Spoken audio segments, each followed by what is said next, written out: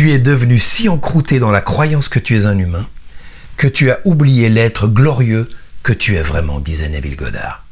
Cet être glorieux, c'est la vie elle-même, celle qui t'habite, t'anime, te guide et te porte. Cette vie qui t'a donné des outils de pouvoir extraordinaires. L'imagination, la visualisation, la pensée que tu peux choisir, l'émotion que tu peux associer à cette pensée, l'attention que tu peux diriger où tu veux. C'est là que se trouve ton véritable libre arbitre. Parce que tu sais maintenant qu'une pensée choisie délibérément, jumelée à une émotion ressentie, active consciemment le principe naturel de la manifestation. Regarde cette échelle des émotions. Plus ta vibration descend, et plus les états deviennent pesants. Doute, frustration, colère, peur. Ce sont ces émotions-là qui apparaissent lorsque tu réagis aux circonstances négatives de ton environnement, lorsque ton attention reste fixée sur le côté problème de ton existence. Par contre, plus tu remontes ta fréquence, en dirigeant ton attention sur les solutions et les pensées qui te font te sentir bien, inévitablement, tu retrouves les états qui te reconnectent à quelque chose de plus grand. Gratitude, enthousiasme, joie, liberté, amour. Depuis toujours, les humains ont essayé de donner un nom à ce quelque chose de plus grand, à cette intelligence invisible. Certains l'appellent Dieu, d'autres la conscience, la source ou l'univers. Mais peu importe le mot, l'idée reste la même.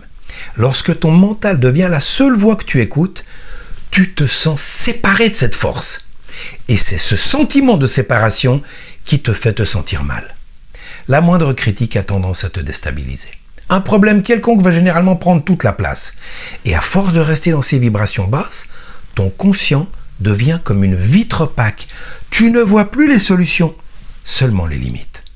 Alors voici un exercice très simple. Demain matin, juste après ton réveil, répète cette phrase durant quelques minutes. Aujourd'hui, je choisirai avant tout des pensées qui me feront me sentir bien. Aujourd'hui, je choisirai avant tout des pensées qui me feront me sentir bien. Et mets véritablement cette intention en pratique. Tout au long de ta journée, fais-le. Se sentir bien est une priorité absolue. Exemple, tu regardes par la fenêtre et il pleut. Au lieu de penser « quelle journée affreuse », tu peux choisir « cette pluie va faire du bien à la nature ». Tu es coincé dans le trafic. Au lieu de te dire « je perds mon temps », tu peux penser « j'ai quelques minutes pour respirer, écouter de la musique ou réfléchir tranquillement ». Quelqu'un ne répond pas immédiatement à ton message. Au lieu d'imaginer le pire, tu peux choisir « cette personne est probablement occupée ». Tu fais une erreur au travail ou dans une tâche importante. Au lieu de penser « je suis nul », tu peux te dire « j'apprends quelque chose qui va me servir plus tard ».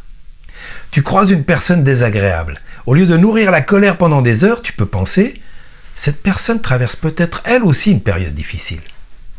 Tu apprends une mauvaise nouvelle. Au lieu de laisser immédiatement la peur prendre toute la place, tu peux te demander « quelle est la meilleure chose que je puisse faire maintenant ?» Car la plupart du temps, ce ne sont pas les événements qui déterminent notre état intérieur. C'est la signification que nous choisissons de leur donner.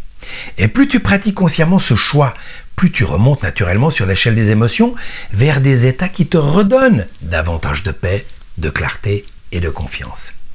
La pensée positive n'est pas l'art de prétendre que tout va bien. C'est l'art de choisir l'état vibratoire qui te donne le plus de force pour avancer. À mercredi prochain.